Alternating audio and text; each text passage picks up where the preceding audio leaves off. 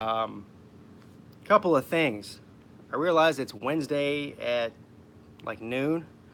I wanted to go live here just for a minute or a few minutes, maybe 15, 20, 25 minutes at the most. I realize most people are working right now. I have a break before I have to do something else, and so I figured I'd go live.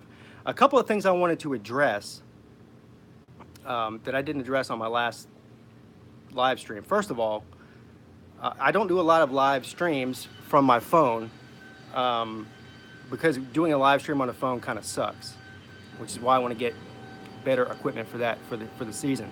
But I did notice some things on there after rewatching it that a lot of people comment when I'm doing it on a phone like this.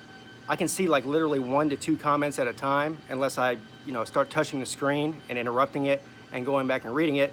I miss a lot of the people that are getting on there, even if it's not a lot of people, and I miss a lot of the comments. So I do my best to answer them. If I don't give you a shout out or recognize you or answer your question, that's not on purpose. Okay, just I don't want anybody to think that by any means. So I just saw somebody come in here. Who was that? Pac-12 fan. You just got back from football practice. You died. You are. Who do you play for? Good afternoon, college football maniac. How you doing? What kind of football you play? High school, college? What is it?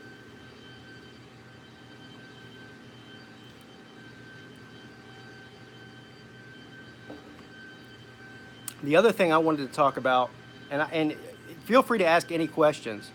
Local high school team, good for you, man.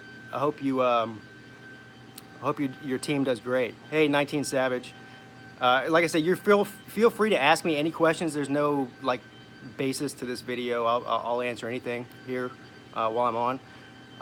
It's just some things I was listening to on the news today, and then something I saw the other day on YouTube.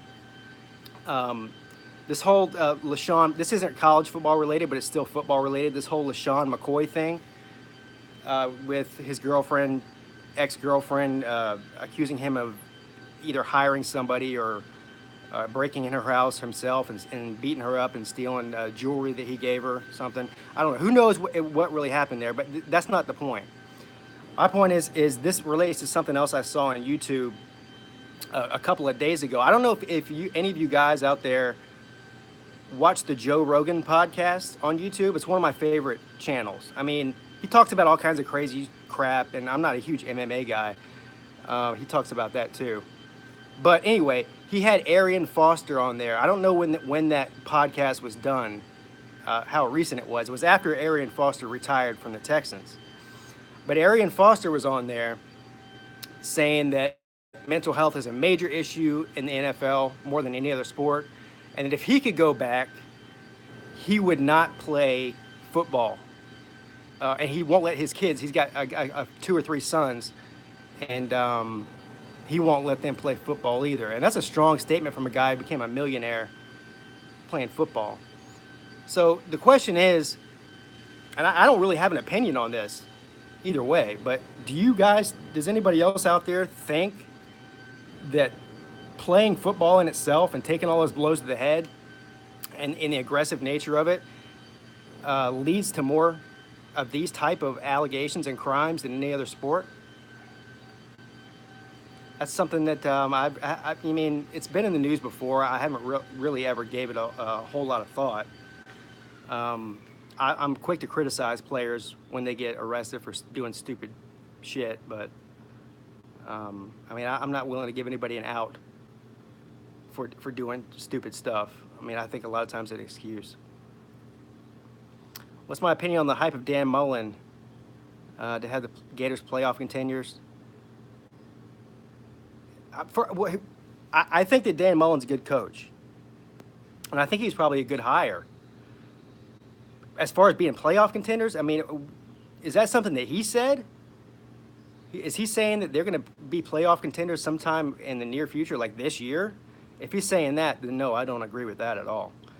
Because they've had all the talent in the world since Steve Spurrier left, between Will Muschamp and what's his name last year, McElwain. I mean, come on. It,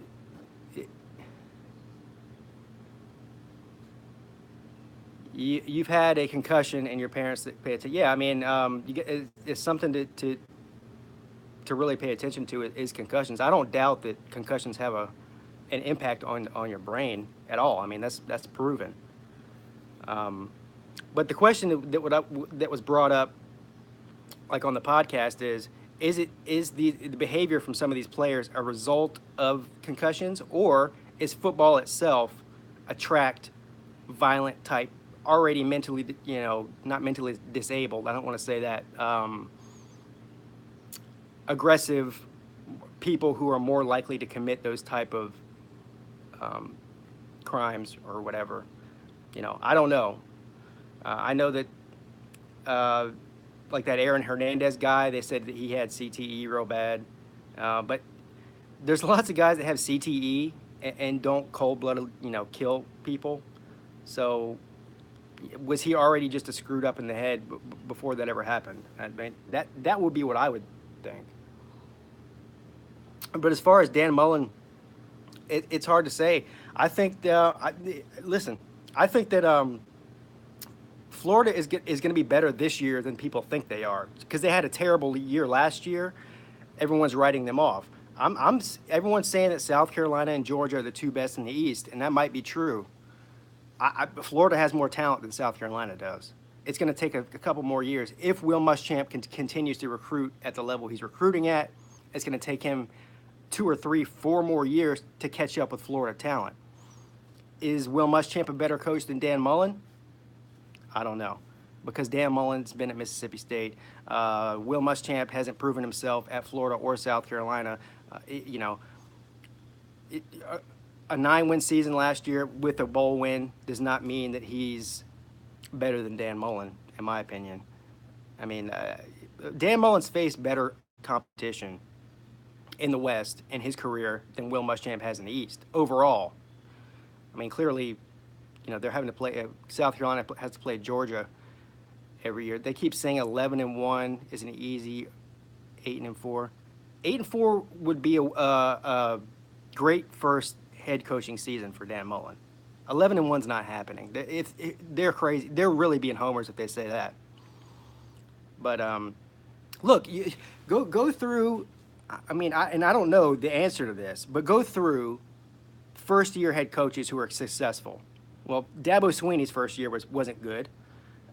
That wasn't a very good team, though, at the time. Kirby Smart's first year at Georgia was not great. Wasn't terrible, but it wasn't great. What was Nick Saban's first season at Alabama like? I mean, I don't know. I don't even know the answer to that. I guarantee he didn't win 11 games. And maybe he did. If somebody can correct me there. I'm willing to bet, by not knowing right now, that Saban did not win 11 games his first year at Alabama. So for Dan Mullen, it doesn't matter how much talent you have. When you see 7-6 was Saban's first year at Bama. That's my point. Is that no matter what your talent level is, Dan Mullen's not just going to come in there and destroy the East and get to Atlanta and knock off Alabama or Auburn or whatever. It's not going to happen. If that did happen, it'd be the first time it ever happened. The same reason I don't think Willie Taggart's going to be very good his first year. I don't think he's a very good hire in the first place. But he's not coming in to Florida State with a new system and new assistant coaches and all of that, and winning the Atlantic Division. Tom Herman is awesome. What's up, Nick, bro? Yeah, and see, that's another one, Tom Herman. So Tom Herman, who I think is really good, and I think that Tom Herman's going to end up being a top 10 coach in the country in the near future. But even what did they win? 19 sevens. What did they win last year? 7 games? And Tom Herman's first year? Now, I think they'll improve on that this year. 9, 10 wins would be good. It's an upward trend. But it just takes, 7-6. See, it takes time, no matter how good the coach is. There's got to be continuity. The players got to buy in. They got to get their type of players in there for their type of system. They got to get the coaches that they want. It takes time. I mean, it took Dabo a long time. It took him 5 years to really it took him 5 years to get them playing at an elite level, but it really only took him 2 or 3 years to get them trending upwards really quickly, especially in recruiting. And then, of course, beating some big name schools like LSU and Georgia, Notre Dame. It took him a little while to get there. And of course, now he's regarded as a top 3 coach in the country. Some say he's top 2. So I think that these programs don't give these coaches long enough. I'd say 5 years. Now, people might say to me, well, yeah, Lincoln Riley would be the exception to that. You're right. I don't know. Lincoln Riley pretty much kept the entire coaching staff on hand, right? I mean, he didn't. It was basically just the head coaches that were switched out, and of course, they had the talent there already. And Lincoln Riley. That's the other thing, is that there is a difference from promoting within a great coach than hiring one outside of the state or outside of the program. Because Lincoln Riley had been there, he knew the culture, he knew the players, he knew everything, and so he just sort of stepped into a role there. Now he might have changed some things schematically, X's and O's wise, different than what Stoops was doing, but overall, there wasn't a whole lot of turnover between Lincoln Riley and Stoops. Now there will be some changes here in the next couple of years, I'm sure, as some coaches leave and Lincoln Riley gets his own assistants in there, and of course recruits his own players. Oklahoma's a brand that sells itself too, so it's not hard to recruit there. Who's the better coach, Dan Mullen or Will Muschamp? You know what? That's a great question. I would have to see Dan Mullen another year or two to really make that comparison. If Dan Mullen is able to go out there and win 9 or 10 games sometime in the next couple years and sustain that and not have a 4-win season, 5-win season, whatever, then I would say that Dan Mullen is. I don't think Will Muschamp's a good head coach. I think he's a great defensive coordinator. I don't think he's a very good head coach. He proved that at Florida. He had one really good season there. The other 2 were mediocre, and one was terrible. And then he's had a winning record at South Carolina his first 2 years there, but that was taking advantage of the fact that Florida was terrible and so was Tennessee, and the only one they really had to compete with in that division was Georgia. I missed that comment. Unless a coach proves himself to be absolutely trash, Daryl has at Purdue, give the coaches 5 years. Yeah, I mean, I think 5 years is fair, but if 3 years go by and there's no improvement and you're not getting anywhere, then why give him another 2 years? There's some give and take there, but if you like the direction that the program's headed in, the recruiting, you're seeing an improvement in the overall program in itself after 3 years, then certainly 5 years is fair before you make that determination. But if they've been there 3 years and they're not any better than they were before you hired them, or they're even going downwards, then there's no reason to waste time beating around the bush. And there's lots of really good young coaches out there. Places like LSU, South Carolina. I'm sure there's some in the Pac. I mean, we just had several in the Pac-12. Well, Arkansas did the right thing, but in the Pac-12, I mean, you had Arizona and Arizona State both replaced their coaches, right? And then, of course, UCLA. I'm not, always going after the biggest name in the country, the most recognizable name is not always the best move. Not that Ed Orgeron was the biggest name. That's a whole other story. But, Arizona went after, what's his name, from Texas A&M. And, of course, Arizona State got, what's his face, NFL guy.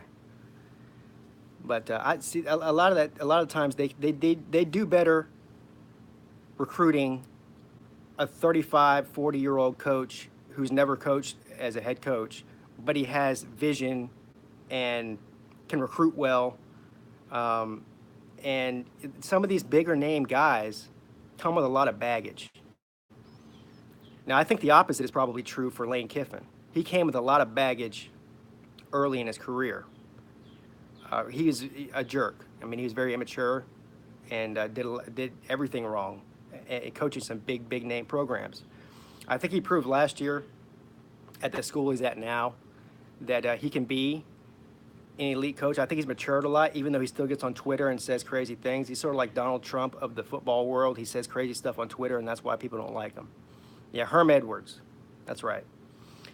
Yeah, I mean, Herm Edwards, not only has he never coached football in 20 years or whatever, college football, I mean, but he's like 70 something. I mean, Herm Edwards. Bama got the rat poison. You mean Lane Kiffin is rat poison? I don't get hiring elderly coaches. What's up, Sooner Ace? How you doing, man? Yeah, I don't get hiring elderly coaches. Bill Snyder should not be coaching at Kansas State. I don't care how much they like him.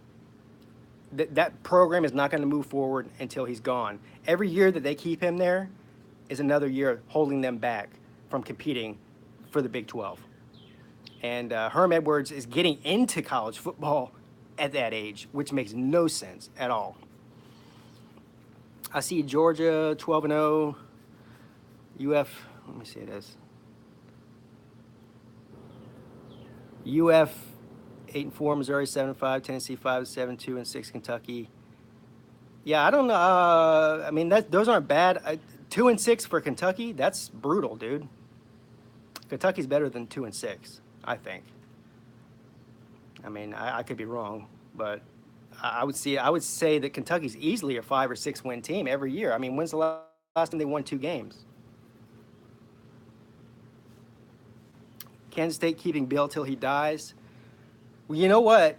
After last season, he almost retired. After the season ended, he's like, oh, I'm going to give it a couple more months before I make my announcement whether or not I'm coming back. He's 79 years old now. But, and then I guess, I never heard anything, so I guess he decided to come back.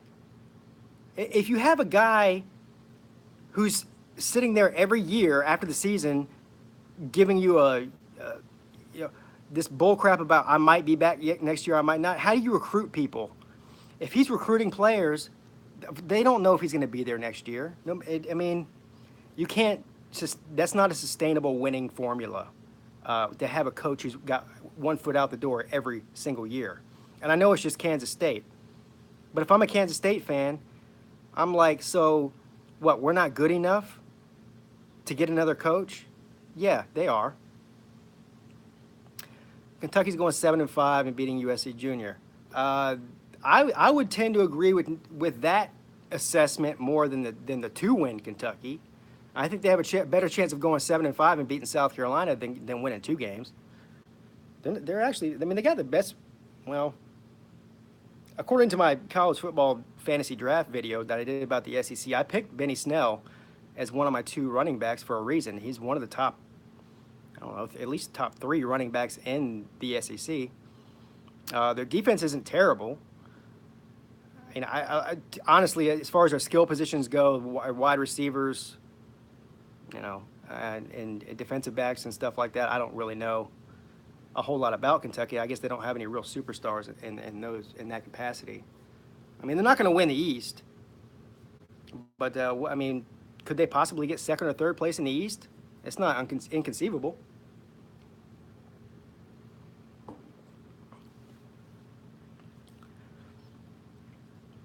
That's another Stoops, right? The Kentucky guy. How many brothers are there over there? Like triplets? Yeah, Stoops is another one. You know what? Oklahoma should fire Stoops as defensive coordinator, and then his other brother Stoops at Kentucky could hire him. Win-win. This way, you get to keep it all in the family in Kentucky, and Oklahoma gets rid of a terrible defensive coordinator. Everybody's happy. Is he the most overpaid guy in football? Stoops for Oklahoma? He's got to be. Well, how much does he make a year? If it's over $500,000, he's overpaid, and I guarantee it's over $500,000. I'm sure it's up into the millions to have a 65th ranked defense in the country. That's terrible. Jim Harbaugh is overpaid. Yes, absolutely. Since football is a business, I mean, if I'm a Michigan fan, Jim Harbaugh is overpaid. But if you're Michigan, the university, they don't care about wins as much as they do revenue. And Michigan is one of the most revenue generating schools in the country. So if having Jim Harbaugh on the sidelines, make sure you sell out every single game of the year and buy more merchandise and get you a better TV deal, then to the boosters and the athletic department at Michigan, he's worth every penny. But if you're just a fan, he's not worth it at all. And of course, as fans, we don't care how fat they're making their pockets as a school. We want wins. And that's what's most important. And after a while, you can pay them all the money you want, and you can sell out the stadiums all you want. But if you're paying them that much money and you're not competing for the Big Ten and national titles after a certain point, the fans will abandon him too. They pretend like they love him now. Everybody loves him. He's a hometown guy. He's one of the most recognizable faces in all of college football. But eventually, the fans will turn on him if he doesn't win. It's inevitable. He's got to give him something. This is his year to give him something. Now, I'm not saying they'll fire him if he doesn't do something this year, but he's got to get something going this year. Otherwise, you're going to start to hear rumors, and you're going to start to hear Michigan fans, chattering about getting him out of there.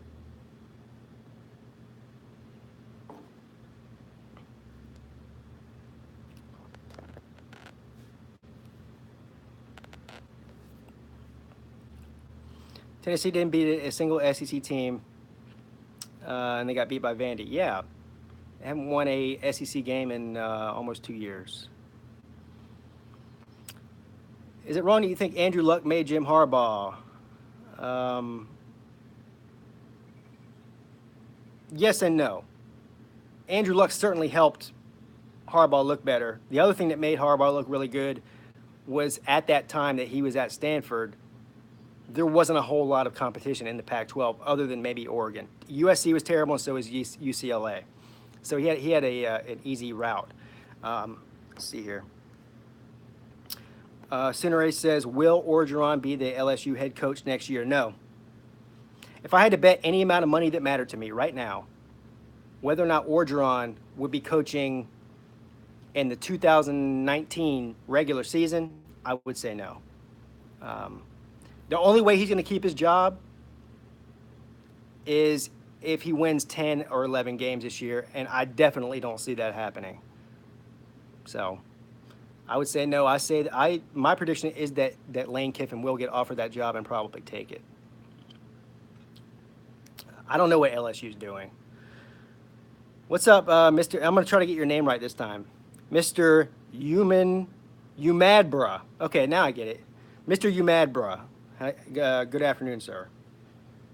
Yeah, the LSU is the most mind-boggling thing. I understand why they got rid of Les Miles, but if you're going to, here's the thing: if you're gonna get rid of somebody who's got a national title there, who's averaged at least 10 wins a season the whole time he was there, you better have somebody in place before you fire him. You can't just fire the guy and then start looking at and your best choice at the moment is Ed Orgeron. That was not helpful to the program at all.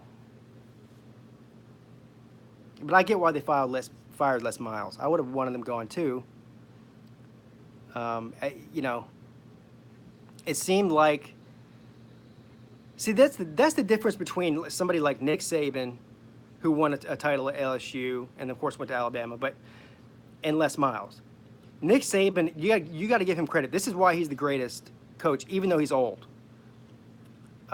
Is because of the offense thing. Nick Saban used to run that same type of offense that Les Miles ran, but after he saw teams like Oregon and even after playing Clemson that first year, and then several other teams, Ohio State, the year that Ohio State beat them in the Rose Bowl, he's like, well, the old style of football is not going to work and win titles anymore.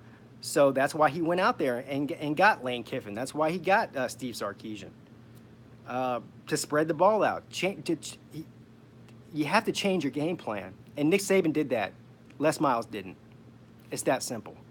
Les Miles is stubborn and wanted to keep running that old style offense, and it got him canned. And meanwhile, Nick Saban is not only still coaching, but still winning national titles. Simple as that. And that might be Mark Richt's problem too. I think Mark Richt is a great coach, a great motivator, a great recruiter. I think that he's a little bit stuck in his ways, and he might need to change the way he approaches certain things if he's planning on winning the ACC at any point and competing with Clemson. Now, I'm not saying that Mark Richt is Les Miles by any stretch of the imagination.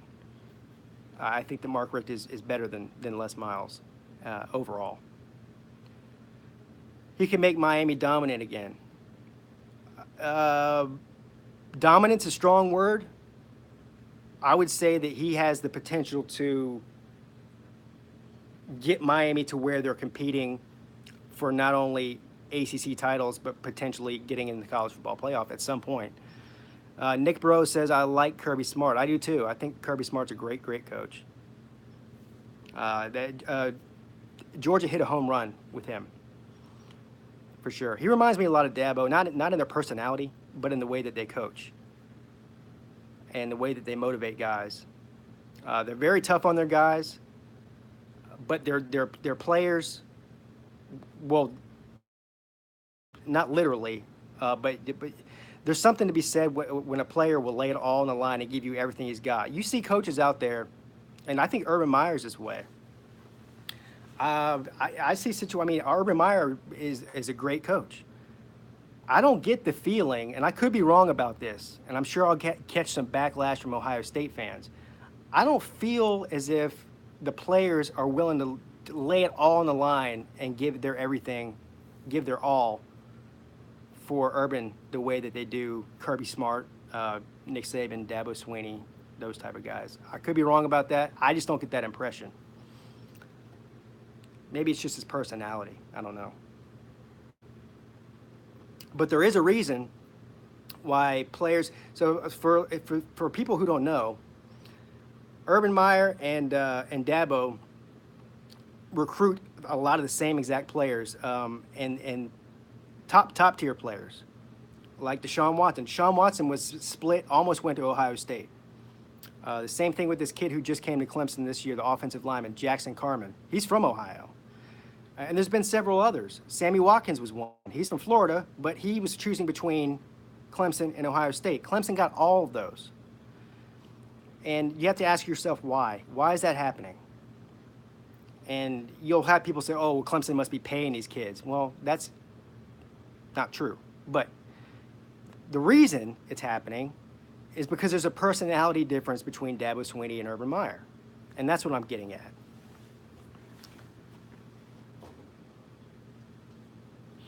Kirby Smart's a good coach right now. On the west side, it's Alabama, and the east and Georgia, and that's it.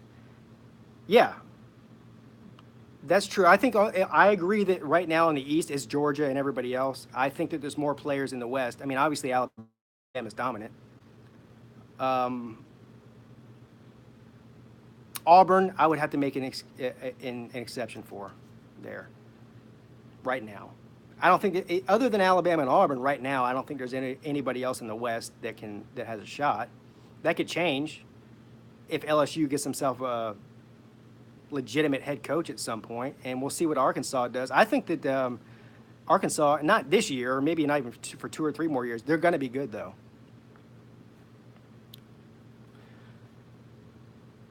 Dabo and Kirby both worked under Saban. Dabo never worked under Saban at all. Dabo was there long before Saban was there. Kirby Smart just did to Ohio State at Georgia, flipped to commit Ohio State, Georgia. Yeah. See? People like Kirby and Dabo are able to get those recruits that are flipping from Ohio State. And there's a reason for it. There's always a reason. And it's not because if they just want to win national titles and go with the biggest name coach, then Urban shouldn't be losing any of those players. But he is. He's losing them.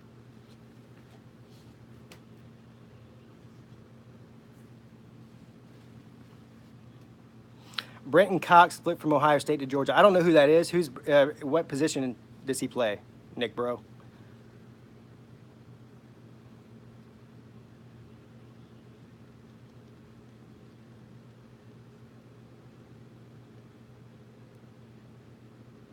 The funny thing is that what's the guy who 5-star defensive end? Is he a 5-star? What's the guy who just who's been the quarterback for Ohio State for the past 50 years? That just graduated. What's his name? I can't. I'm just having a brain fart right now. He's a Georgia kid. J.T. Barrett. Thank you. I don't know why I was having an airhead moment there.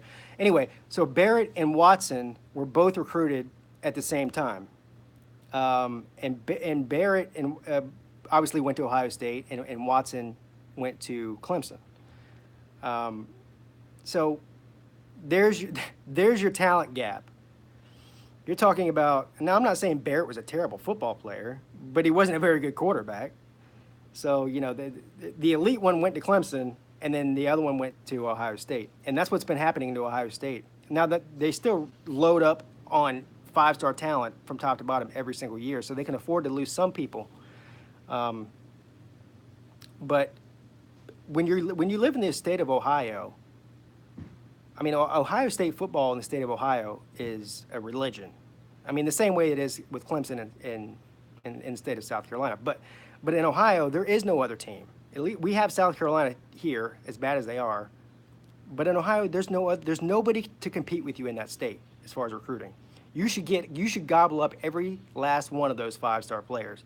When you have some of them coming down south, going out west, going to the Big 12, that's a red flag.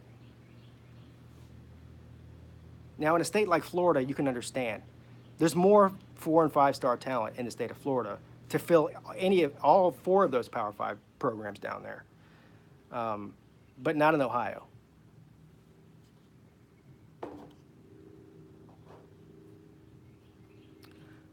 All right, guys, I'm gonna have to cut this short. I got somewhere I gotta be.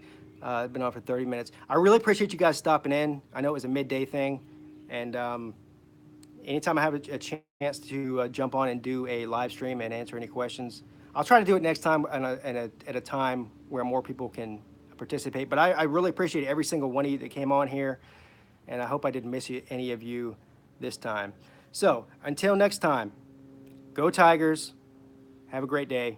Pigskin Pete, checking out.